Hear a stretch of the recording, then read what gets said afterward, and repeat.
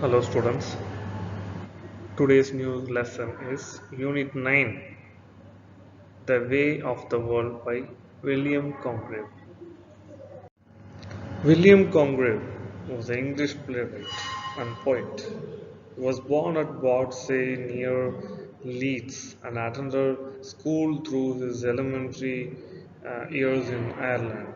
His works include plays, opera, and other various works of literature. Two of his most popular and well-known plays are Love for Love in 1693 and The Way of the World in 1700, from which he is most famous. Congreve came at the end of the period of Restoration literature as the population appeared to rebel against the earlier structures of the Puritan Revolution. As taste changed again, Congreve fell silent for the majority of his life. He lived on his reputation and the royalties from his plays.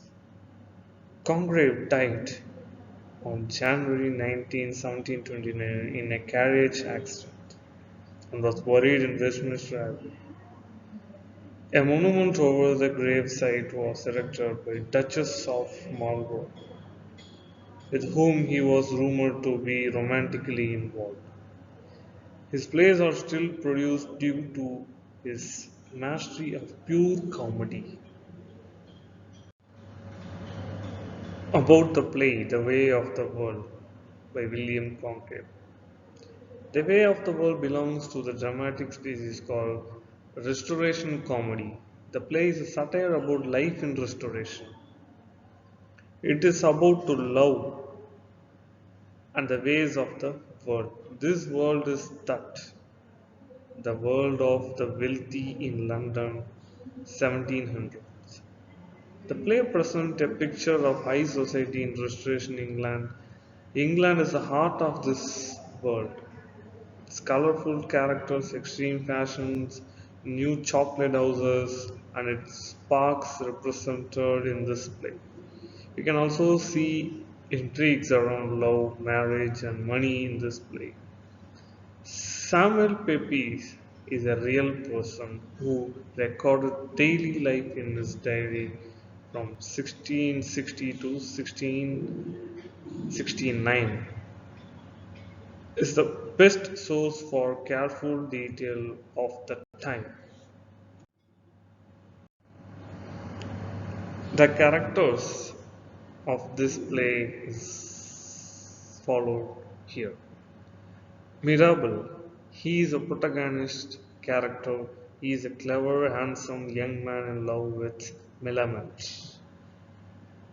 Millamant is a young, very charming lady in love with and loved by Mirabel. She is the ward of Lady Wishford because she is the niece of Lady Wishford's long dead husband. She is a first cousin of Mrs. Fainall. Fainall, he is the antagonist, foil to Mirabel, his faithless husband who depends on his wife's inheritance for his living. He and Mirabel know each other well, as people do who move in the same circles. However, they do not really like each other. Fainall married his wife for her money. Mrs. Fainall, wife of Fainall and a daughter of Lady Wishford. She was a wealthy young widow. When she married Fainall, she is Millamant's cousin and was Mirabel's mistress, presumably after her first husband died. Mrs. Marwood, Fainall's mistress. It does appear, however, that she was and perhaps is in love with Mirabel. This love is hot returned. Young without a fop, he came to London from the country to study law, but apparently found the life of fashionable man more pleasant. He has pretensions to being a bit. He quotes Millamant, but not seriously. She is merely the fashionable valley of the moment. And the other characters are petulant, Lady Wishford, Sir Wilful Witwoud, Waitwell, Foible, Mincing, Peck. And these are the characters we find in this play. And the summary of this play goes like this. Act 1 is set in a chocolate house where Mirabelle and Fainhall have just finished playing cards. A footman comes and tells Mirabelle that Waitwell, who is Mirabelle's male servant, and Foible, who is Lady Wishport's female servant, were married that morning. Mirabelle tells Fainhall about his love of Millamant and is encouraged to marry her.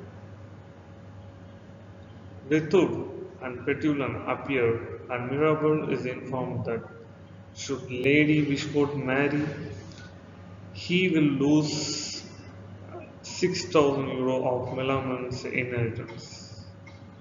He will only get this money if he can make Lady Wishport consent to his and Melaman's marriage.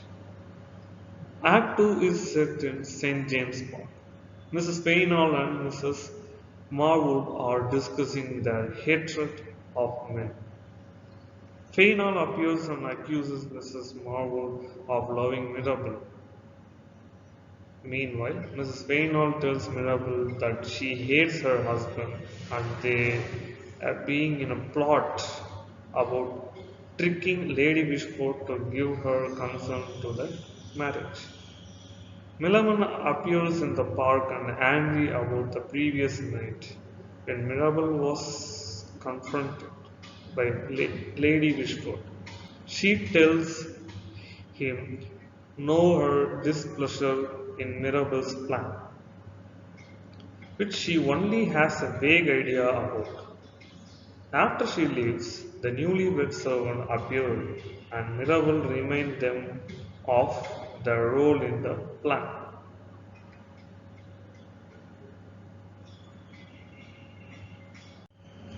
Act 3, 4, and 5 are all set in the home of Lady Wishford. We are introduced to Lady Wishford, who is encouraged to marry Sir Rowland, Mirabelle's supposed uncle, by foibles so that Mirabelle will lose his inheritance. However, Sir Rowland is very well in disguise.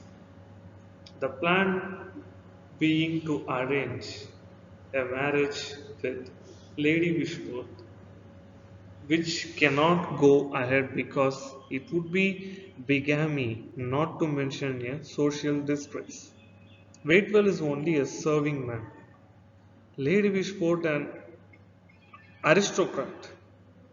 Mirabelle will offer to help her out of the embarrassing situation if she consents to his marriage. Later, Mrs. Fainall discusses this plan with Foible, but this is overheard by Mrs. Merriwood.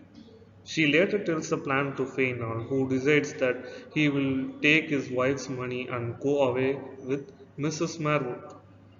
Mirabelle and Millamant, equally strong, will discuss in detail the conditions under which they would accept each other in marriage, showing the depth of feeling for each other. Mirabelle finally proposes to Millamant, and with Mrs. Fainall's encouragement, which is almost concerned as Millamant knows of their previous relation, Millamant accepts. Mirabelle leaves as Lady Wishfort arrives, and she lets it be known that she wants Millamant to marry her nephew. Sir Wilful, who has just arrived from the countryside, Lady Wishfort later gets a letter telling her about Sir Roland's plot. Sir Roland takes the letter and accuses Mirabel for trying to sabotage their wedding.